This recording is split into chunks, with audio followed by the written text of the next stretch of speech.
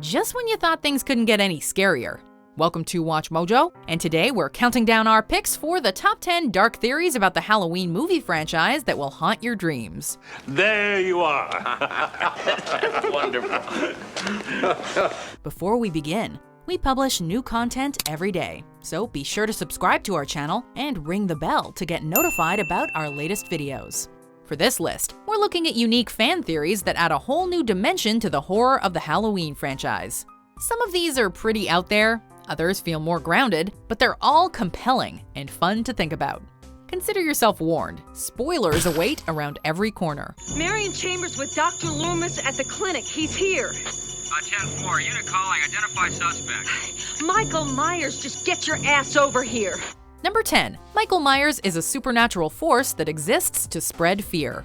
Unlike his peers Freddy Krueger and Jason Voorhees, there's nothing explicitly supernatural about Michael Myers. Well, unless you count all that Cult of Thorn stuff. Let the hammer descend on the chosen one to whom we offer this sacrifice of innocent blood.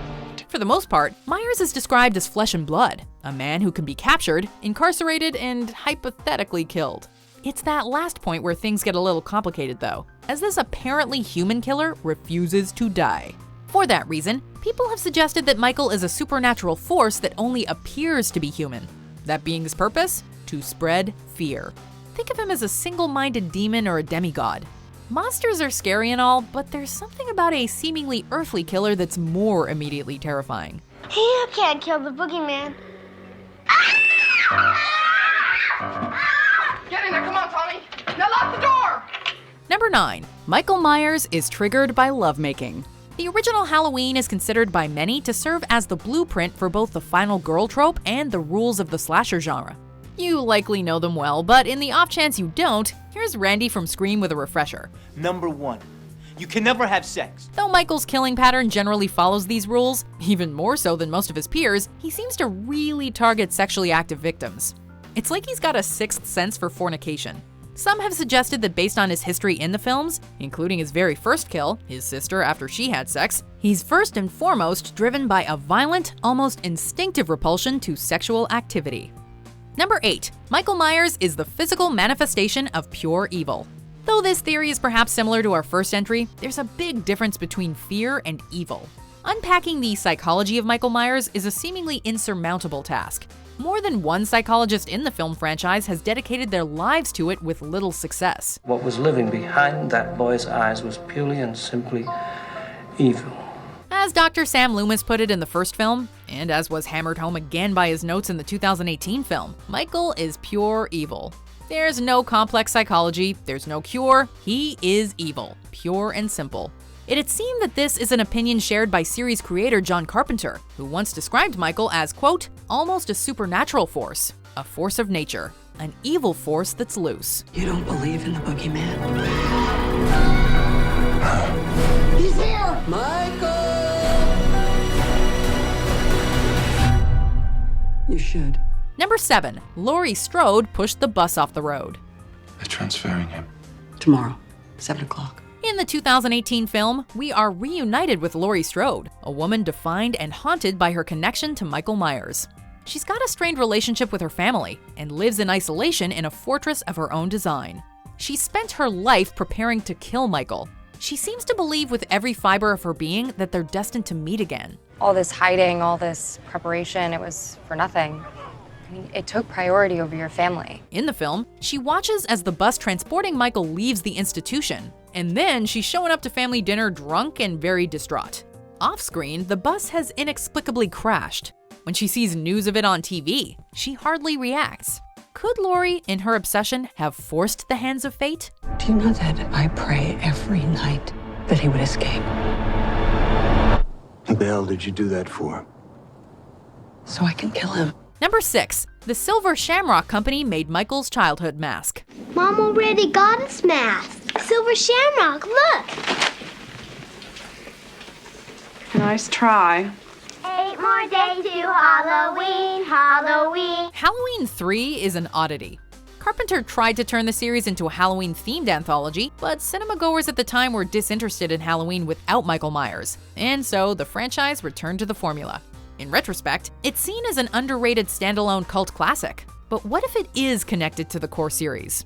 In the film, the Silver Shamrock Company makes Halloween masks embedded with microchips and Stonehenge fragments with the purpose of turning the child wearers into vessels for their evil machinations. What if the mask that Michael wore that fateful Halloween was a Silver Shamrock prototype that instead made him into the killer we know today? Put on your masks and watch. Honey, don't get too close. You'll ruin your eyes. Jack-o'-lanterns. Gather round and watch. Watch the magic pumpkin. Watch. Number 5. Sam Loomis is the same character from Psycho. Death has come to your little town, Sheriff. Though Michael Myers is one of the most iconic villains to ever wield a knife, he's indebted to the horror genre's original stab-happy killer, Norman Bates.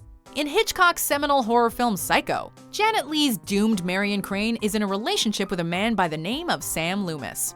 When she goes missing, Sam investigates and ultimately faces off against Bates. Now, the logical assumption is the Carpenter named his doctor Sam Loomis in homage to Hitchcock's film.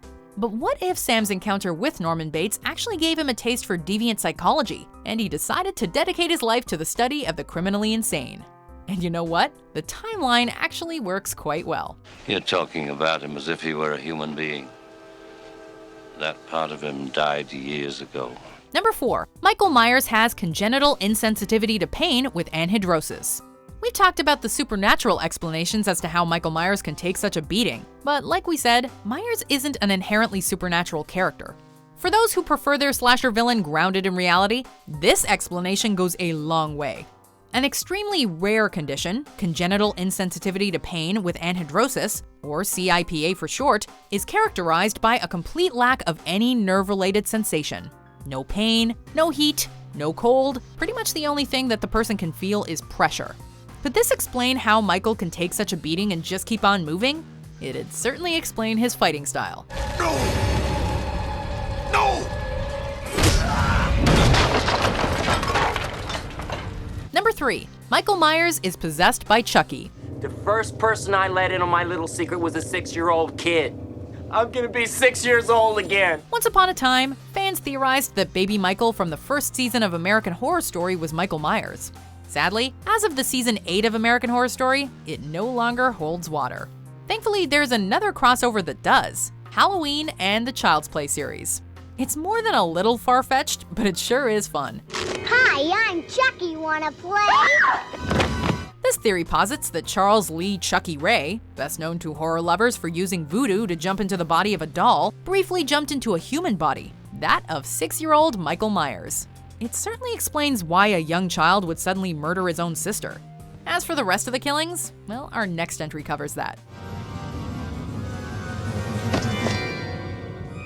Number 2. Sam Loomis is the real villain of Halloween. Michael? After Michael kills his sister, he goes outside and stands on the sidewalk, a stunned expression on his face. It's far from lacking in emotion. Sure, this could be an awakening, but what if he's horrified by his own actions? Loomis describes the boy as pure evil from the moment he met him, but that doesn't match with the facial expression of the boy who committed the act. What if Dr. Loomis treated Michael like the evil killer he wanted to study, and that treatment made him into the man he is today? Michael's escape, and Loomis's actions during it, also feel suspect. Could it be that the boogeyman is Dr. Loomis's monster a la Frankenstein? He's gone from here. The evil is gone. Number 1. Michael is a cyborg-android collaboration between Shamrock and Cult. The Immortal Classic, followed by the big giveaway at 9. Brought to you by... This one is freaking crazy, drawing on all of the weirdest and most wild elements of the Halloween franchise. But you know what? We actually kinda love it. The Silver Shamrock Company not only made evil masks, but also notably constructed androids. Then there's the Thorn Cult, which placed a curse on Michael Myers that ensures the survival of the cult while also imbuing the carrier with great power. So, what if, after Myers failed and was killed, the cult worked with Shamrock to resurrect Myers as a cyborg to continue to serve his purpose? The yellow secretion from his mask in Halloween 6 certainly supports this theory, as the Shamrock androids also leaked yellow goo. Do you agree with our picks? Check out these other great clips from WatchMojo, and be sure to subscribe and ring the bell to be notified about our latest videos.